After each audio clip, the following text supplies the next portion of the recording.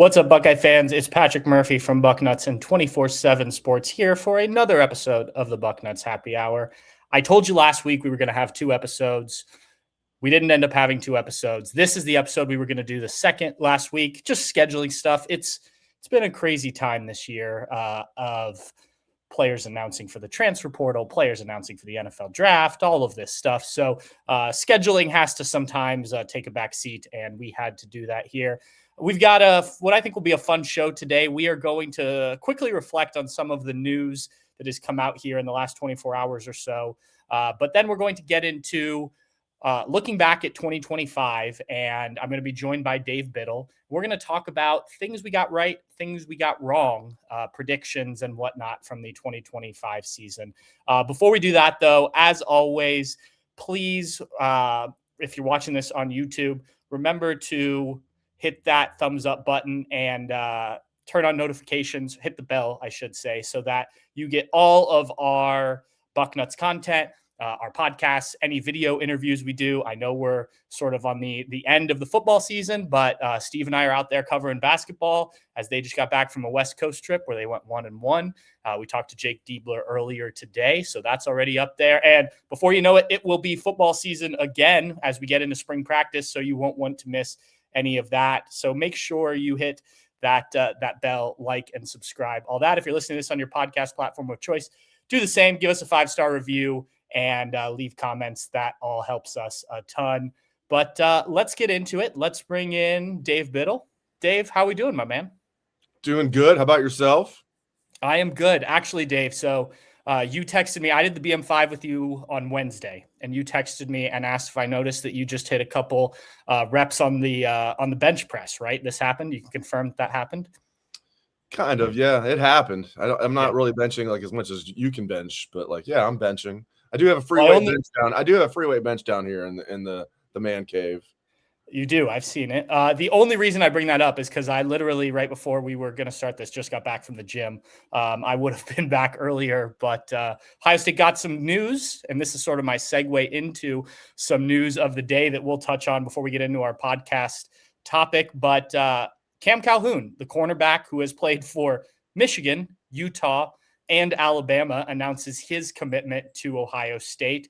Just your initial reaction. I'm not sure how much you've looked into Cam Calhoun, but what do you make of that?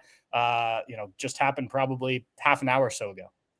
Yeah, depth piece, but a good depth piece. He's not coming here to be a starter, and kind of encapsulates like exactly what's going on in college football right now. His fourth school, and I think about those four schools too: Michigan, like Utah, Alabama, now Ohio State. And Ohio State almost landed him out of the high school ranks. So yeah, it's crazy. I've always said, my first 17-ish years on the Ohio State beat, basically the same stuff, basically the same. Minor changes here and there. And then the last 7 years has been like a roller coaster off the rails, comparatively speaking. So this is just another example. Yeah, but good get, but a depth piece, not coming here to be a starter. Yeah, I had a buddy text me the other night as this was kind of rumored to be happening and asked what I thought. And I said, look, he's a guy who's been around. He's a guy who's played a good amount of football. Do I think he's coming in and gonna, take over for any of these guys? No, probably not. We also just got word literally as we were coming on to record this, Jermaine Matthews Jr. is back. As we expected, Jacobe Jackson also announced earlier on Thursday that he was returning again, as expected. But we're talking Calhoun. Having Jermaine Matthews back, that means you've got a guy, experienced guy in this program who is going to certainly start once again for the Buckeyes, can play a couple different roles, but I imagine he's going to be outside. And now you've got your veteran fifth-year defensive end back with some of the additions they've made on the defensive line. So again, Dave, just your reaction to the news of the guys coming back. It's very big because they're losing a lot of guys, even with those guys coming back. So Kenyatta coming back, again, as expected, but it wasn't like a sure thing. And then Jermaine, as you said, as expected, but it wasn't a sure thing. It's huge because they're losing so many guys. 4 of them are projected as first-round picks. You're also losing Tywone Malone. I think IGB is going to be at the very worst, like a second-round pick. I wouldn't be surprised if he sneaks into the first round, but I haven't seen any mock drafts that have him going in the first round. But they're losing a lot, man. But now you're bringing back Jalen McClain. You're bringing back Jermaine Matthews. Devin Sanchez got a lot of experience last year. And I think they've done a good job in the portal. It was a shock to the system, I think, of a lot of Ohio State fans. Now, if you look at the arrivals compared to the departures, if you're an Ohio State fan, you would take that trade. Like, overall, would you rather have like Quincy Porter also part of the mix? Of course you would. But, Aaron Scott Jr., and there's some others that people are upset about. Fahim Delane. Although I was told Fahim Delane, like, one of the things with that is not a great fit with the Matt Patricia defense. He likes safeties that are versatile, that can cover. And I'm very high on Fahim, and I still think you can coach that into him to be a good cover safety. But right now he's not a good cover safety. But, man, he's a good in-the-box safety. He's a good tackler. But, yeah, I think overall, Ohio State's – and we'll see. They still need to do a few more things. But so far, I think overall, it's a net positive for Ohio State in the portal. Yeah, I agree with you. Since you mentioned it, a few more things. What few more things would you like to see Ohio State do before they really regroup, get together for winter conditioning, and then obviously spring practice? Yeah, they checked a lot of boxes already. I'd like, this is probably pie in the sky. I'd like to see another D tackle. I mean, they've already gotten, 2 D tackles? So that might be, they definitely have gotten 2 D tackles. They got John Walker, and then the young man from Alabama. Is it Moore? I'm blanking on his name right now, but Kusaw. Yeah. Well, Smith. Sorry, James Smith. Yes, James Smith. Yeah. Very exotic name there. I can see how I forgot James Smith. But seriously, they got James Smith. They got John Walker, another very unique name. Shout out to Johnny Walker. I'd like to see another D tackle because you're losing Caden, you're losing Tywone. Edric wasn't that impressive last year. Hopefully he'll become a stud as a junior. Will Smith Jr. was solid. You have Jason Moore. All these guys that were in the freshman class have all transferred. Maxwell Roy, Jarquez Carter, Trajan Odom. All those guys have transferred. The 3-star threesome there, they all transferred. So, yeah, I'd like to see another D tackle. Definitely a running back. I talked to a fantastic source earlier this week, as you know, and they definitely want a running back. Probably, look for Jacobe Jackson from Florida, but Tennessee's in on him. Other schools are in on him. But I was told that, if he wants to get it done, Ohio State is willing to make that happen. The kid from Michigan State. Yeah, Frazier. Mekhi Frazier. Yeah. He committed to, refresh my memory, Indiana, right? That sounds right. I saw he committed earlier. I think it's Indiana. I'll double check that while you're talking. But yeah, those are the 2 that I have heard as well, that were the, likely targets for Ohio State, running back wise. So I agree with all those spots. I think, in an ideal world, you land all of them. Will they land all of them? Let's hope so from a Buckeye perspective. But yeah, I think there are still spots, but I think all in all, I think they've done a good job. Would you agree? I do agree. And they even got a kicker, good kicker. Yeah, right. That's a big one. They didn't just go out to soccer practice and say, okay, dude, we were like joking about like on the podcast yesterday, like, all right, come on. You can't do any worse than no. But yeah, they even got like a really good kicker. They're checking a lot of boxes, and like I don't want to like disrespect any of the guys that are leaving, but most of those guys were not in the plans as far as being a starter or a top backup. There were a few that would have been in the mix to be a starter or a top backup. Most of those guys were not even in the mix to be a top backup. We're talking about like the 29 scholarship guys that have transferred, And again, I wish all those guys well. Like I get it. But again, I go back to take everybody Ohio State has received so far in the portal, compare it to the departures. Which group would you rather have? I mean, to me, it's clear you'd rather have the arrivals, and it's not even close. They're doing a good job. Are they doing a great job? That's debatable. We'll find out. I feel like this is exactly what I thought needed to happen. Like, saying you're going to do what you did in 2024, that's probably like not reasonable at all. You can't do what you did in 2025. You had to be somewhere in between there, and hopefully, if not right in the middle, a little bit closer to 2024 than 2025. I think they've done that. It's not 2024. It's more guys too, but like last year was kind of a bust of a portal class for Ohio State, relatively speaking.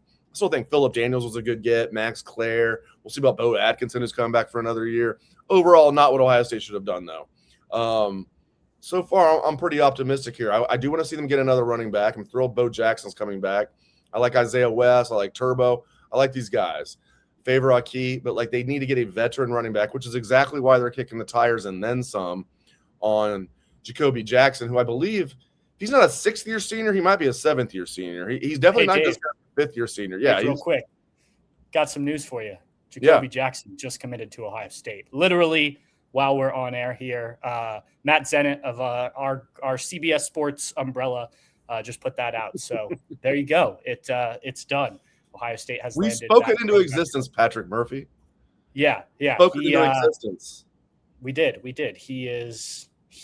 I would just. You always have to make sure on social media. Take a little behind the curtain here, like. Make sure it's people Zen tweet Matt this or something instead of Matt Zenith. Like it's yeah. It's always like I had a buddy text me the other day about the running back from Georgia who was rumored to get in the transfer portal.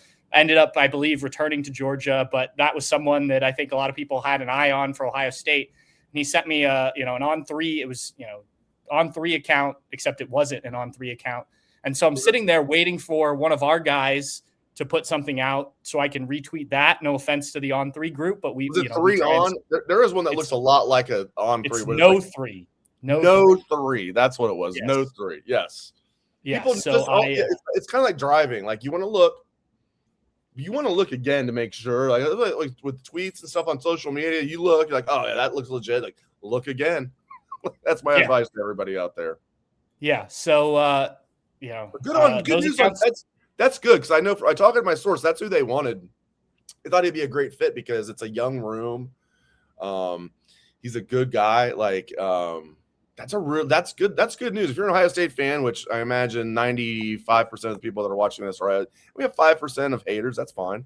But seriously, if you're an Ohio State fan, I think that's a good get. Is he coming here to be the RB1? No, that's Bo. Bo's going to be RB1, but he's going to play. He's not coming here to sit on the bench either. So, and we know like they've been successful doing that.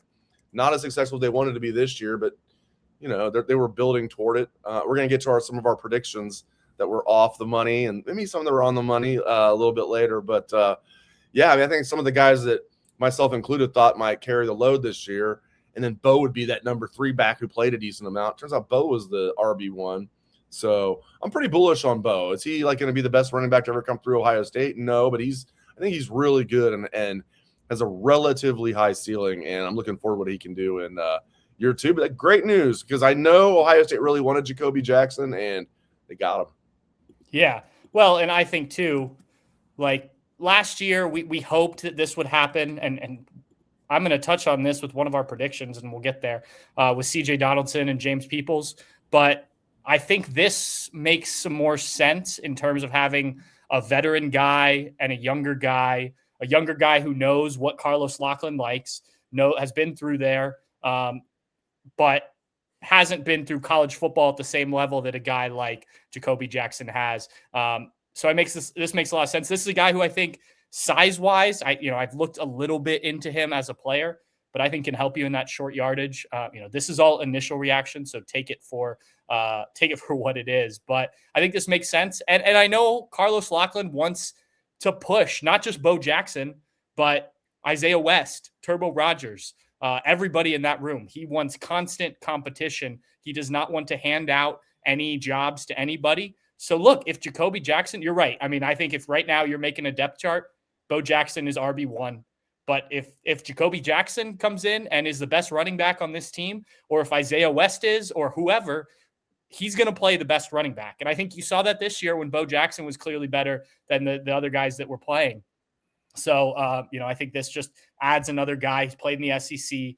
The numbers aren't great. There's some injury stuff there, but I think, that it makes a lot of sense. Is this Quinshon Judkins level excitement? I would say not quite that, but I think it's more exciting than CJ Donaldson. And I'm saying that even before we saw CJ Donaldson a little bit disappoint this past season. I think, getting somebody from the SEC as opposed to West Virginia, no offense to West Virginia, just a little bit different animal there is kind of my read on this. Way to offend all the good people in West Virginia, Patrick. No, I agree with you Yeah. 100%. Everything you said, I was like nodding. I'm like, yep, yep. I agree with you 100% on that. Well, here's the thing. I have a buddy, Chris, who is shout out to Chris, who watches this not all the time. He's more of a West Virginia fan. He went to OU, so he's an OU fan, and then he lives in Columbus. He grew up in Ohio, but his dad was a West Virginia fan. So if he watches this one, he's definitely going to give me some stuff about not giving West Virginia their proper props. Because who was he rooting for when Ohio University played West Virginia this year in Peden Stadium? He was kind of, he didn't have, I told him to get one of those split jerseys made. He said, he wasn't going to pay that, but I think he ended up wearing like an OU jersey or shirt and then a West Virginia hat, if I remember correctly. Cause he really is like very big into both of them. When CJ Donaldson transferred last year, he was a buddy of mine who I literally texted, was like, what can you tell me about this guy? And he was like, gave me some info because he's that dialed in on West Virginia. Runs football. too high, gets knocked backwards. Yeah. He's the biggest back I've ever seen that never falls forward. No, but that game, Ohio University just took care of business against West Virginia this year. So, yeah, I've also used him for insight on these OU tight ends they keep landing. So it's been a good guy to know. So thanks, Chris, if you're watching this one. But let's get into the topic we were intending to do here. We just wanted to hit on some news, and then we got some news live while recording, which doesn't happen all that often. Right before we got on the air, I know we're recording. We got news, and then as we're recording, we got news. This is great stuff. Yeah. Too bad we're not live right now. That would have been even better. Yeah, it's all right. It's all right. Someday I'll explain to people why we don't do it live. People will still love it. Yes. That's my story, and I'm sticking to it. All right. So let me explain a little bit why we are doing this. So I, in addition to my sports fanaticism, there's this YouTube channel I've watched. It's called New Rock Stars, and it does like breakdowns of movies and Marvel movies, but it does all sorts of stuff. But like it did Stranger Things, and anyway, every year, because they do predictions after trailers come out for things and whatnot, every year they have an episode that they put out that's all the predictions they got wrong, and they are very much a prediction show more than we are. And so they have like an hour-long show where they go back and go through all this. They do a great job. So if you're into that stuff, check those guys out on YouTube. But I was watching this sitting in my hotel in Dallas the first night we were down at the Cotton Bowl, and I was like, you know what? This would be a good idea for a show for us. Like what did I predict this year that was good? What did I predict that was wrong? And I think we're just going to have fun with it, right? Like, of course, we're going to predict things that are going to be wrong, just like we hope to predict things that are right. So, Dave, I'm going to start with one that I think we both predicted, if I remember correctly. Correct me if I'm wrong, because, we both do a lot of these shows, so I may be confusing. But I believe you and I were on one of the Bucknuts shows early on in the offseason, once the roster was set. Maybe it was during spring practice. And I think we both said that we expected Ohio State should make it to the semifinals of the playoff. Like, if you make it to the national championship, great. But this roster was set up good enough to make the semifinals. Does that sound like something you might have said at one point, Dave? Yes. It does sound like something I was said, but I know for a fact, because I went back and looked at we did a round table right before the season. And one of the questions that you asked the round table, it was more of a rectangular table, if memory recalls, but you asked the round table, like, what would you define as a successful season this year for Ohio State? And I said, beat Michigan and make the CFP. And yeah, you want to get further, you want to do more than that. And then when they go 12-0 and they're number one in the nation, it's like, that's not really good. Like that would mean like losing it. But they did that. So when I went back and looked at it, I'm like, that was my expectation coming into the season. You're coming off a national championship. You're losing 14 draft picks. So I said, a successful season to me would be beat Michigan, make the CFP, and they did that. Was the Miami game disappointing? Yes. Was it disappointing they didn't make the semifinals? Yes. I thought for sure, especially entering the playoffs, they would make the semifinals. One of my terrible predictions was I didn't have them blowing out Miami, but I had them like handling them. I think I predicted 28-13.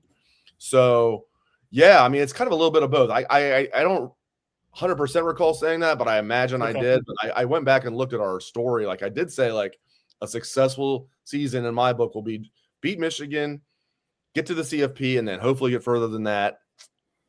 So I guess kind of mission accomplished, even though it ended. Yeah. Go ahead.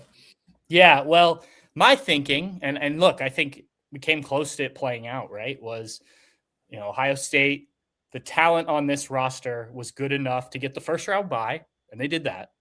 And then get, just win a game in the college football playoff. And that didn't seem too crazy for me. Even if they didn't get the first round bye, I felt like Ohio State, maybe they didn't have the roster to go out and win the whole thing again. It was an experienced defense, but a younger offense, especially with Julian Sayin sort of leading the way. So I just felt like that was a good enough team to get to where they were, within a win of the national championship. And then you see what happens. Yeah, I mean, just look at the Indiana game. And I think at the time, none of us were saying this, but okay, look at it in retrospect after Indiana just shellacked Alabama and Oregon, just destroyed both of them. And at the time, none of us were like, not a terrible loss for Ohio State, only losing by 3 points in Indianapolis against Indiana, a week coming off the Michigan game and all the distractions. And you're in the CFP already, and you lose by 3 points in Indy. And you lost because you missed a chip shot field goal. Then Indiana's blowing the doors off of everyone. Like, what do you make of that? Like, I'm not trying to be like, oh yeah, everything was fine. Like, but like, that is kind of interesting. Ohio State was right there with definitely the best team in the nation. Yeah. I mean, if you asked me, come Monday night to, or Tuesday morning, I guess, to rank the teams based on just how good I think they are, not how they finish the season, I think I'd have, assuming Indiana wins, and maybe even if they don't, Indiana won and Ohio State, like, I'd probably still have Ohio State too. Maybe two 3 over Miami. I'd have a tough time if they got their ass kicked by Miami, but no, yeah, I know they went head best team. Yeah, I know they went head to head, and like, look, I think Miami's probably not the best matchup for Ohio State given some of the offensive line issues Ohio State had at the end of the year, and Miami's defensive line, which, by the way, go back and look at what Miami's defensive ends did in the semifinal game. Like, they were good. They weren't great. Ohio State made them look better than they were. Let's just be clear on that. And I know there will be people on the front row who are going to criticize me for this because I just said the other day that Ohio State's probably going to run it back with most of these offensive linemen. Like, I'm not saying that's what I would do. I'm saying that's what I think Ohio State is going to do based on what we've heard about, what they're looking at in the transfer portal. But I do also understand the justification of like, hey, look, we're going to work with these guys this offseason. There were some injuries at the end of the year, stuff like that. But speaking of offensive line, I have another one here, and then I'll let you do one, Dave, but this just segued perfectly. I think we might have the same one. I'm guessing. Well, I was looking back at something we did on one of the podcasts, maybe it was this one, talking about the offensive line and what it would look like going into the season. I got that wrong. I'll tell you that. Everyone did. Yeah, Ryan, at that point, I thought. I bet if you asked Ryan, he would say he got it wrong. Like, go ahead. Yeah, maybe ultimately he got it wrong at the end too. Like, I had Austin Saraveld at guard. He was not a guard all season, and I had Ethan Onyanwa as the starting left tackle because that's the way we thought things would play out. Ethan Onyanwa didn't start a game, hardly played. I said that Philip Daniels was probably a year away based on conversations I'd had with Bill Kurlick, who had talked to people at Minnesota. It sounded like they all felt like, yeah, maybe he could start at Minnesota this year, but he probably wasn't ready to start Ohio State. Maybe that turned out to be the case, but they needed him to. And actually, I thought Philip Daniels played pretty well, though I do think he gave up the most pressures on the team this year. And I got Luke Montgomery and Carson Hinsman right. Oh, and I got Tegra, but maybe I shouldn't have gotten that one right either. So the offensive line, like predicting that, I was off. That was pretty much what I was going to say. Like, I was like all in on Ethan Onyanwa being the starting left tackle. I mean, they paid him $1.5 million. Like, it's like, geez. And he couldn't, even after they had guys that got hurt and they're rotating all these guys in, he still was like at the end of the season, like the 10th offensive lineman. Because think about all the guys that started the season. And you had Padilla, Ian Moore, Van Sickle. Like, all these guys were then ahead of so maybe Onyanwa was 9th on the depth chart. Like, not good return on investment there. All right. So I was going to say that I was just like, oh yeah, what a good get in the portal getting Ethan Onyanwa. from Rice. And Daniels was by far better get, even though he's not like a great get. But I believe in him, and I like that he has a junkyard dog, rugged mentality. That's good for a right tackle, and he can kick inside to guard. So could Saraveld. I like Ian Moore maybe coming in as a tackle. I love they have all these guys coming back. They got 7 guys coming back on that O-line with a lot of experience, including 4 of them with a ton of experience. So, all right, I'm going to stay on the offensive side of the ball. I alluded to this earlier. I was convinced James Peoples was going to be RB1. He wasn't even RB2. He wasn't necessarily RB3. He was kind of RB4 by the end of the year because CJ Donaldson definitely was ahead of him. We know who RB1 was. And Isaiah West was, pretty much ahead of him too. So that was really bad on my part. I thought, and I was convinced, good thing we can't bet on stuff like that. I would have bet your car that James Peoples was going to be RB1 and was going to go over 1,000 yards if he stayed healthy. He's a great kid. I wish him well at Penn State. He's a great young man. I don't know how I missed that by a mile. Usually I'm pretty good at like running backs. Like if I see them play a little bit, like I can tell. Like for some reason, the little bit I saw James Peoples play last year, which wasn't much, and then more importantly, his high school film playing against top competition in San Antonio, I was like, this guy's going to be good. I was way wrong about that. Yeah, I will stick with your running back theme there, and just the two-headed monster. I thought that made a lot of sense to do again and sort of run it back like you did with Travion. Not that they're exactly the same, but like James Peoples fitting the Travion Henderson role, CJ Donaldson fitting the Quinshon Judkins role. Again, not like for like, but right. There were enough similarities I felt going into the season that was like, hey, this makes a lot of sense. And I think that leads into a topic that we could probably do an entire podcast on about, like, I think this staff sort of felt like they could run it back with a lot of what worked in 2024, despite so many guys that left. And I think that's something that they can learn from here is, hey, just because it worked in one year with one group doesn't mean that it's going to work the same way the next year with the next group. And we need to be more on top of recognizing that before you get the season underway. Because, like, look, if you'd recognized early that, hey, maybe CJ Donaldson isn't the guy we thought, maybe Bo Jackson is the guy, Dave, we're not in practice every day. So maybe they looked like it in those practices. But I'm just using the running backs as an example. I think that, trying to just force that same issue doesn't always work. And I think you could even make the argument, Ryan Day with routine and everything like that, trying to stick to playing slow, right? That worked in 2024. And I'm not saying that it's not the right philosophy. Miami plays pretty slow and they're in the national championship game. But I think just because it worked in 2024 doesn't mean you need to do it in 2025. Does something better fit this group on offense? Defense, I think they figured it out just fine. So yeah, that was just a segue there that I wanted to get. What else do you have there, Dave?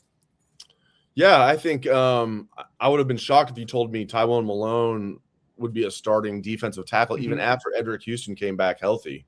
It was one way because I was wondering, once Edric comes back, is he going to like retake that spot? And like, I think Ty might have missed a game where Edric did get one more start. Yeah, Edric got one more start late in the year. That's because like Ty got banged up. But Tywone Malone, as a fifth-year senior, came on. He was like, there's all this talk, big-time recruit. Now that he's focusing on football, not football and baseball, he's going to do good things. They got nothing out of him in his first year at Ohio State in 2023. They got nothing out of him in 2024. And as a fifth-year senior, is the light really going to come on? It did. Not that he was like a massive difference maker or anything, but like that was another one I was definitely wrong about. I didn't think Tywone Malone was really going to be, even in the mix to be a starter. I thought at the best he'd be like maybe he'll be on the 2 deep type of guy. Trying to think like what else. I already talked about running back. Go ahead. And this is one you and I have talked about before, but Matt Patricia, just the questioning of Ryan Day hiring Matt Patricia. And I look, as you were wrong about that one, and I was right. No, no. I did love that hire from the get, as you know. Yeah. And I think, look, a lot of people had questions about it. And as you have pointed out to me multiple times, like, I think I was fair with my questions For about sure. Matt Patricia. You didn't But blast it. We had people in our local media who blasted it. Basically just said, terrible hire. There was no wiggle room. Like, I think it might be a terrible hire, but I'm not. No, it was like, terrible hire. This will never work. Like, and I can't. Some of these guys, I don't think they've ever retracted that or apologized for it. You were very reasonable. You're like, I have some concerns here. He hasn't been a college coach since, like, he was a grad assistant at Syracuse like 59 years ago. Not quite. It's more like 22 years ago. Like, you had reasonable concerns. Go ahead. Didn't mean to cut you off. Oh, yeah. And I think, some of it was even just defensively. How much of that was him versus how much of that was Bill Belichick, who is a defensive mastermind. And based on what we saw when Matt Patricia went to the Lions, now he wasn't the defensive coordinator at the Lions, but obviously he was involved with the defense. And then when he was helping out with the Philadelphia Eagles and eventually was calling defensive plays there, I was not convinced that it made a lot of sense. And I was fully wrong on that one. The best defense in the country, you could argue one of the best defenses in modern college football, the points they gave up per game and things like that. And look, even in the losses, the defense did their job. Now, I think there's fair questions to be asked, and hopefully we get to talk with Matt Patricia more than the, I think, like 4 minutes that a few of us got after the game to ask things like, when given free releases to Miami receivers when they're not taking shots downfield, stuff like that. Like, I think there are some criticisms, but the criticisms are small and few. So I definitely got that one wrong in terms of just what I thought about Matt Patricia and what he would bring to this defense. You got one? It's one of the few that I got right. I'm glad you brought that up because I was just gonna like make fun of myself the entire, but I did get that one right. There you go. I believe, and Pat, I believe you said, in addition to just making reasonable takes about you had mild concerns or reasonable concerns, I think you even said, like, amidst all that, like, I trust Ryan Day based on his track record. Has he been 100%? No. Kerry Combs was a big miss. Look at Jeff Halfley. That was a hell of a good hire. He's about to be an NFL head coach right now. Probably had not even ever heard of Jeff Halfley. Right now he's in the mix to be an NFL. Probably because of the fourth quarter against the Bears. He ain't going anywhere. But, like, yeah, he's in the mix to be an NFL head coach. Like, obviously, he was only at Ohio State 1 year. Kerry Combs was a miss. Jim Knowles, whatever you think about Jim Knowles, that was a great hire. I think Matt Patricia's a great hire. Chip Kelly, great hire. But so I'm trying to think, like, so what else? So I know you said not just Ohio State. I'm trying to think of anything else at Ohio State. All right, around the country. I'm trying to think of something I got really. I've got a bad one. Really I've got wrong. one. I was not a. Go ahead. Yeah, while you think, I said. No. I think on one of the shows I did, one of the Bucknuts Happy Hours I did right before the season, I thought Penn State was going to be legit. I thought this was a team that was going to really contend with Ohio State in the Big Ten. Like, I thought they would be Indiana. Maybe not win the national championship because I still had questions about James Franklin, but I thought they'd done the right, following the Michigan-Ohio State model. I thought this was going to work out. And obviously everybody got that wrong. No one predicted Penn State to be as bad as they were this season. Even our guys who cover Penn State still can't quite explain what happened there. I've talked to a few of them about that. But like, I was fully in belief that was at least a semifinal team. And if not, like, I remember I had Tyler Donahue from our Penn State site on before the season. And he said, semifinals have got to be the goal. And I said, semifinals? Like, you're gunning for a national championship here if you're a Penn State player, staff, or whatever. Like, not that that's a disappointment, but you just did that last year and lost that game. Now I think you got to get to the national championship, and I thought they had the talent to do it. It obviously all blew up there even before the Drew Aller injury, and that was a big one that I missed on. It's funny you mentioned that. Like, Phil Steele does a great job. So this is I want to, like, seriously, I buy his magazine every year. Usually I buy two of them. For a while they would give me like them for free. I just like supporting journalism. I don't even ask for them for free. I just buy at least one, probably two a year. And Phil Steele had Penn State winning the national championship playing Clemson. And I was not buying Penn State that much because I picked Ohio State to win the Big Ten, probably because I'm a homer. But I Clemson, he was laying out all the talent they had. He does his like position breakdowns. I was like, damn, like, I was kind of buying Clemson a little bit this year, so I was totally wrong. So you missed on Penn State. I missed on Clemson. And my boy, Phil Steele, who Missed a again, boat. I feel like I'm throwing him under the bus right now, but no one does it better than him as far as like predicting this stuff, but you're not going to be perfect. He had Penn State 1, Clemson 2.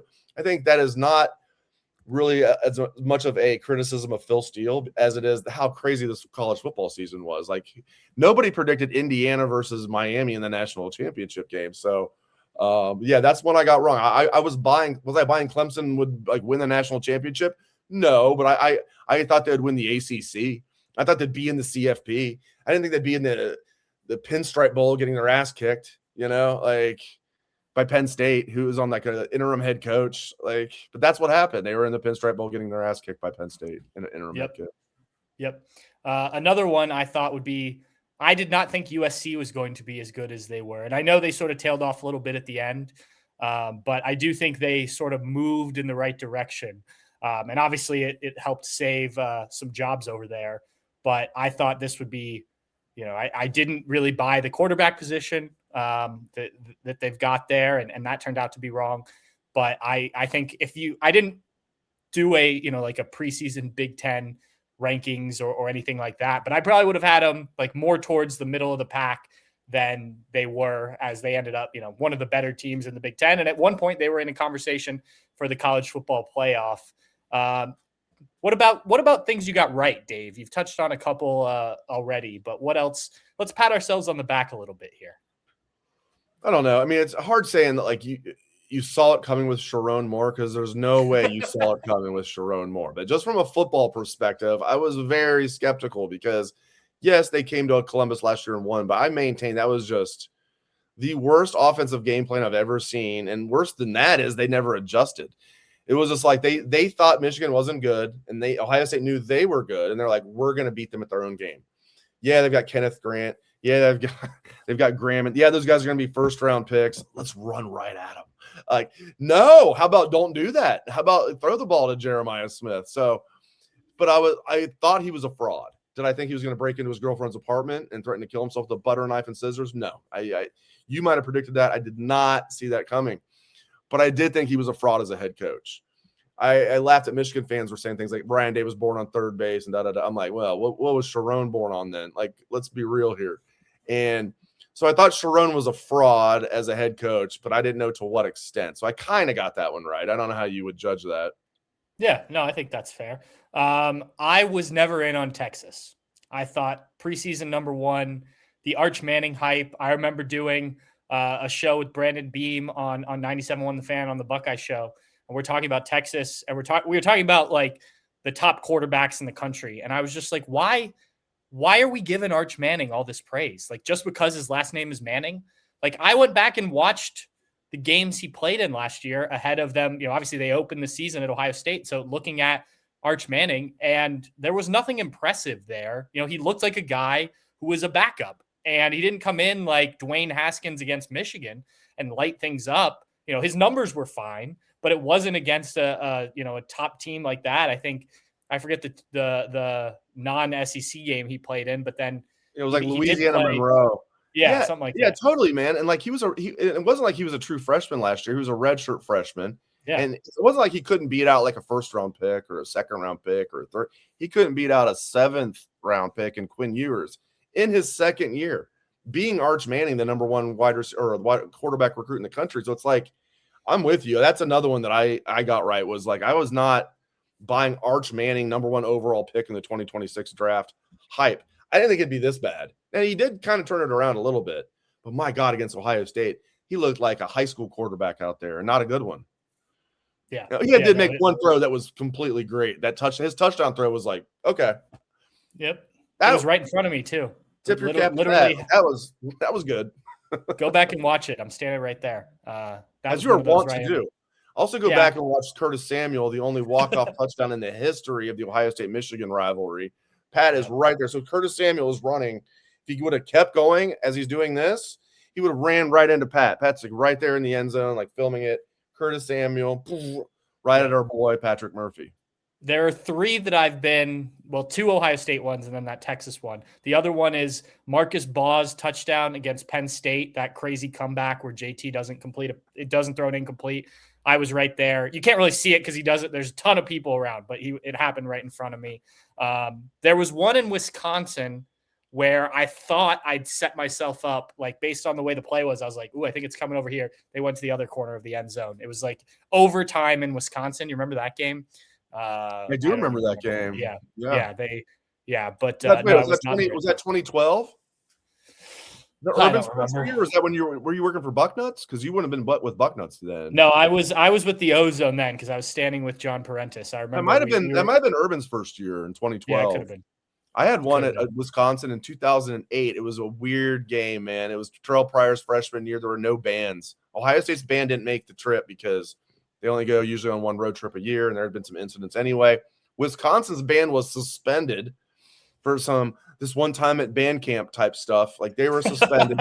You can look it up, 2008. It was so weird being at Camp Randall with no bands. It's like a college football game with no bands. Like, what are we doing? It's like COVID games. Right on the field where Terrell Pryor scored the winning touchdown. So he scored like, going like he went like over left tackle and looked like he wasn't going to, he stayed in bounds and boom, he scored. I'm like right there at the pylon, like with Kyle Rowland, who's now at the Kyle was working for Ohio State at the time. He's now at the Toledo Blade, does a great job. No, he's moved on. Oh yeah. What's he doing now? He's with Matt Brown, doing, I don't know what Matt calls his like news. Oh, extra points. Yeah, extra there you go. points. Yeah. Kyle's great. I love Kyle. So Kyle was right with me wearing his Ohio State gear because he worked for Ohio State, and like Terrell Pryor ran right by us for the touchdown. Bam. Ohio State won the game. Jim Tressel came out there. We're shaking Jim Tressel's hand. He's like, it was cool. Any more that you got right from an Ohio State perspective? I'll give you one. I don't know, man. I can't think of too much. Like I got way more wrong than right now. That's usually the case. I mean, if we're making predictions, we're almost always going to get more wrong than right. Yeah. I mean, I did predict, because I know this was the topic during the offseason. I predicted Jalen McClain would beat out Malik Hartford at safety. Because that was kind of seemed 50-50-ish, but I was told by a pretty good source during spring ball that it's going to be hard to beat out Jalen McClain. Not too much more, man. I mean, I love CJ Hicks. He's a fellow Daytonite. I was kind of skeptical of that whole situation. Kind of played out kind of as I expected. Like, and I wish him well. He's a good young man. He's talented as hell. I hope he goes I hope he just goes and racks up sacks. But like, I was skeptical of that. I'll say another thing. Like, I always liked Caden Curry, but I didn't talk about Caden Curry enough coming into I always had him as a starter over Bo Atkinson, but like I was talking more about Kenyatta Jackson coming into the season than I was Caden Curry. And Kenyatta's very good. I'm thrilled he's coming back. And Kenyatta had a really good year, 6.5 sacks. But Caden was clearly the best defensive end on this team. It's not even debatable in my estimation. And I didn't talk about that nearly enough during the offseason. I missed that. Yeah, the one that stood out to me that I got right, and this is not a bold prediction by any stretch of the imagination, given the recent history, but Julian Sayin is a Heisman Trophy finalist. Look, it's your second year. You're a quarterback under Ryan Day. I know Kyle McCord didn't do it in the year he started, but for the most part, that track record's pretty easy to follow. Julian was there. I would not have predicted most of the guys that were with him in New York, especially Fernando Mendoza, who I'm going to be honest, that's a name I hadn't really paid attention to before he started going off with Indiana. Really, probably middle of the season against Indiana for Indiana. The Caden Curry one's interesting that you brought up. It just made me think over the offseason, I think it was like during the summer, someone on our message board was talking about the defensive line, as happened a lot on the front row. And there was talk about, Kenyatta, like you were saying. And I said, and I sort of got tipped off a little bit on this one, but also if you went back and looked at, the snaps and things like that, like don't forget about Caden Curry here. I think the white boy from Indiana, like, I think there's some good things there. Now, did I predict he would do what he did? No, not exactly, but I did, and I was told I was crazy at the time, which happens a lot on the Bucknuts message board. So nothing out of the ordinary that day. But I'll pat myself on the back a little bit for that one. All right, any last ones you thinking of, Dave, or you think we got most of them out? Can't think of any. I mean, I thought Illinois would be a tad better than what they were this year, but I didn't expect them to be. I think their over-under was 7.5 wins. They did get over that, but like right before the season, it kicked up to 8.5. and that's regular season wins. They didn't get that. I thought Illinois would be a little better than they were, but nothing crazy, man. I wasn't completely buying Penn State, like I said. What about Indiana? I never thought Indiana was a fraud, but I never thought that they'd be this good. Like I've bought Cignetti from day one. Like their over-under for wins last year was 5.5, and that was just like, geez, they took them 6 games to cover that. So I've always bought Cignetti, but I never would have thought they'd be this good. Like it's really, if you can take the Ohio State scarlet and gray colored glasses off, like it's really one of the coolest sports stories like ever. It really is. Indiana going from doormat to number 1 team in the nation, and we'll see if they can finish it off. But it's insane because, like, I haven't gone to a visiting venue in any sport more than I've gone to Memorial Stadium in Indiana for Ohio State games. And, like, Buckeye fans would always take over the stadium, like 85-15, 90-10. And to see Indiana do what they did, not just last year, but then everybody was like, oh, it's a fluke. And I didn't think it was a fluke last year. I was not one of those people, but I definitely didn't see this coming. But like to see them do what they did last year, which was crazy, and then everybody, it's a fluke, and then do it even better this year, probably going to win I don't know, probably, likely will win a national championship. They're one of 2 teams that can. Favored to win a national, right? They're like 8.5. That's ticked up to 8.5. Like, yeah, I mean, it's so impressive what Cignetti's done, and I think it's great for the sport, man. Yeah, and I've told people a few times, it's like in the video game when, they let you create your coach and you could take over whatever team, and, you start with a team that's not very good and you quickly have them competing for national championships. And, that's not realistic, but it's a video game. Well, Curt Cignetti did just that in real life. Like that's what he did. One thing I got right was, I've said this for years, is recruiting important? Yes, stars matter, right? What people don't talk about enough is that coaching matters more than anything else. I've seen it. I saw my whole life. I've seen it. I saw John Cooper underachieve all the time, and then Jim Tressel takes over in year 2. They win the national championship. Curt Cignetti, he's the example number 1. Like, especially in college football, coaching matters in every sport. Every sport you can think of, coaching matters a lot. It matters more in college football than any other sport on the planet, in my opinion. And if there's a better example than Curt Cignetti, I'd love to see it. Like, it's not just coaching meaning X's and O's. Coaching means everything. Culture, X's and O's, everything. Off-season conditioning, everything. Mental. Everything that goes into coaching is coaching. It's not just I can draw up plays. Everything that goes into it. Look what Cignetti's doing in Indiana. And there's so many examples you could point to where a moral-bound program, some guy comes in there and turns it around. It's like, holy shit. Like, yes, because coaching in college football matters more than any other sport, in my opinion. So that's one thing I got right. And I've been, as you know, I've been like shouting from the mountaintops about that for years. Yes. All right. Well, this was fun, which was the intent. Dave, you have done a good job on the BM5 covering all the stuff that's gone on. So I figured we'd take a different route today, though we did get to cover some news, which is good. But just fun. And I want to do, especially during the off season, I want to do more of these where we can just kind of banter back and forth, as opposed to, when there's news, we'll talk about news, no doubt about it. But I think this was kind of the intent of the happy hour to begin with, is like sitting around with buddies, BSing at the bar during happy hour. Right. And it's kind of like that. So thank you for joining me. And there you go. There's your beer, your Land Grant beer. As I said, I just got back from the gym, so I've got my water bottle here. But Dave, thanks. I only got a beer out because I'm coming on your podcast, and you're not even drinking.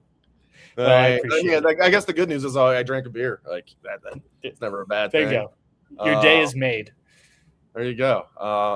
Stop at 1. There we go. All right. I thought you for sure would be having a beer. All right, dude. I appreciate it. All right. Thanks, Dave.